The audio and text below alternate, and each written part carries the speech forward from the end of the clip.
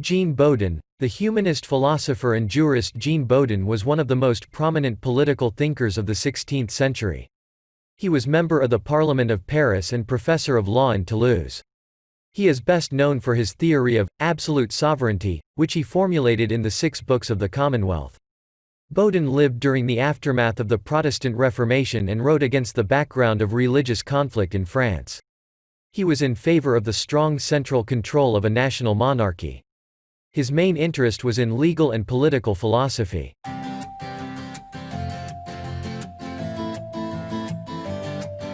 Life. Jean Bodin was born in Angers, France, in 1530. He died, in Laon, in 1596, during one of the many plague epidemics of the time. He belonged to a middle-class family. He received his early education from the Carmelite monastery of Angers. He studied at the humanist-oriented Collège des Quatre Langues. In the 1550s, he studied Roman law at the University of Toulouse. His education was not only influenced by an orthodox scholastic approach.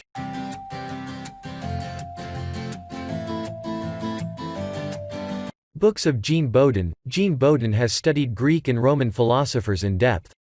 He has written many books, but followings are most prominent. 1.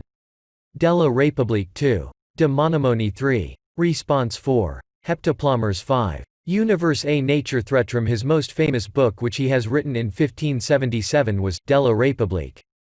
This book describes all his political thoughts, including state reformation, principle of policy and concept of sovereignty.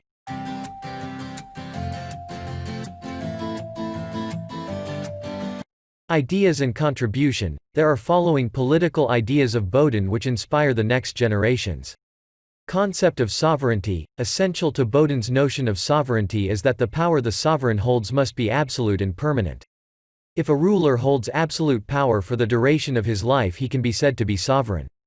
In contrast, an elected official or some other person that holds limited powers cannot be described to be sovereign. Although at times Bodin suggests that the people are sovereign, his definition of sovereignty as absolute, unlimited and enduring power points purposively towards a positive association of sovereignty and a singular monarchical, or even tyrannical, power. Another qualification that Bodin introduces the definition of sovereignty as absolute and perpetual is one that will become increasingly important in subsequent theorizations, culminating in the work of Carl Schmitt. For Bodin, a sovereign prince is one who is exempt from obedience to the laws of his predecessors and, more importantly, those issued by himself. Sovereignty rests in being above, beyond or exempted from the law. Although it occupies a subordinate place in Bodin's theorization, it could be said that this exception from being subject to the law is the essential condition of sovereignty insofar as it is understood politically.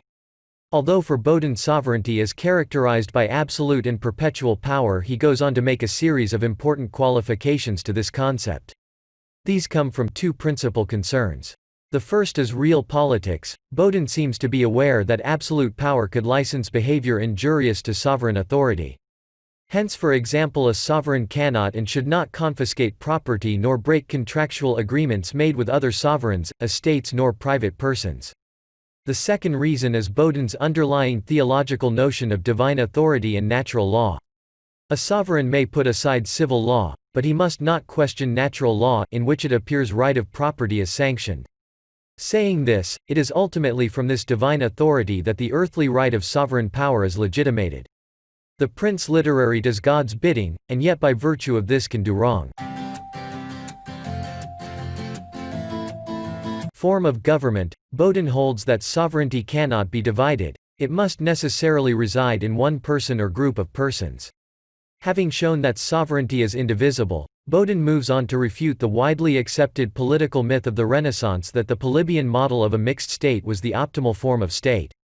Contrary to the opinions of Polybius, Aristotle, and Cicero, Bodin writes that there are only 3 types of state or commonwealth: monarchy, where sovereignty is vested with one person; aristocracy, where sovereignty is vested with a minority; and democracy, where sovereignty is vested in all of the people or a majority among them. Bodin remarks that all monarchies, aristocracies and popular states are either tyrannical, despotic, or legitimate. These are not different species of commonwealth, Bodin observes, but diverse ways of governing the state. Tyrannical monarchy is one in which the sovereign ruler violates the laws of God, oppresses his subjects and treats their private property as his own. Tyrannical monarchy must not be confused with despotic monarchy, Bodin writes. Despotic, or lordly, monarchy, is that where the prince is become lord of the goods and persons of his subjects, by law of arms and lawful wear, governing them as the master of a familia doth his slaves. Bodin holds that there is nothing unfitting in a prince who has defeated his enemies in a just war, and who governs them under the laws of war and the law of nations. Finally, royal or legitimate monarchy is one in which the subjects obey the laws of the sovereign prince, and the prince in his turn obeys the laws of God and of nature. Natural liberty and the right to private property are secured to all citizens. The question of slavery. The question of slavery is addressed in Book 1, Chapter 5 of the République. Bodin is recognized today as one of the earliest advocates of the abolition of slavery. For him, slavery was a universal phenomenon in the sense that slaves exist in all parts of the world, and slavery was widely accepted by the droit des gens. Bodin writes that there are difficulties concerning slavery that have never been resolved. He wishes to answer the following question: is slavery natural and useful, or contrary to nature? Bodin opposes Aristotle's opinion according to which slavery is something natural. Some people are born to govern and command, while it is the role of others to serve and obey. Bodin admits that there is certain plausibility in the argument that slavery is natural and useful in the Commonwealth. After all, Bodin continues, the institution of slavery has existed in all commonwealths, and in all ages wise and good men have owned slaves. But if we are to consider the question according to commonly received opinions, thus allowing ourselves to be less concerned with philosophical arguments, we will soon understand that slavery is unnatural and contrary to human dignity. Bodin's opposition to slavery is manifold. First of all, he considers slavery in most cases to be unnatural, as the following passage attests: I confess that servitude is well agreeing unto nature, when a strong man, rich and ignorant, yieldeth his obedience and service unto a wise, discreet and feeble poor man. But for wise men to serve fools, men of understanding to serve the ignorant, and the good to serve the bad, what can be more contraire unto nature? Secondly, slavery is an affront to religion, since the law of God forbids making any man a slave against their good will and consent.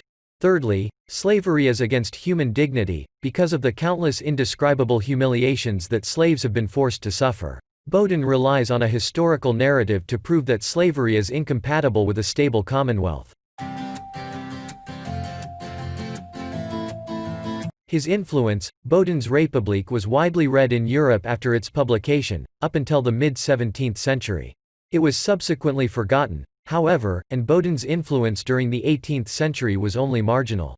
It was not until the 20th century that his works, slowly, but decisively, began to interest scholars again. In political theory, Bodin's most influential contribution remains his theory of sovereignty, and the conceptualization of sovereign power. Majority of scholars have labeled Bodin as an absolutist. For others, he favored a type of constitutionalism. Still others have observed that he shifted from the perceived constitutionalism of his early writings toward a more absolutist theory in the République. In Germany, Johannes Althusius adopted Bodin's theory of sovereignty in his Politica Methodus Digesta, but argued that the community is always sovereign. Bodin's République was among the works that introduced the idea of legislative sovereignty in England. His considerable influence upon Elizabethan and Jacobean political thought in England, one scholar has observed, was largely due to his precise definition of sovereignty.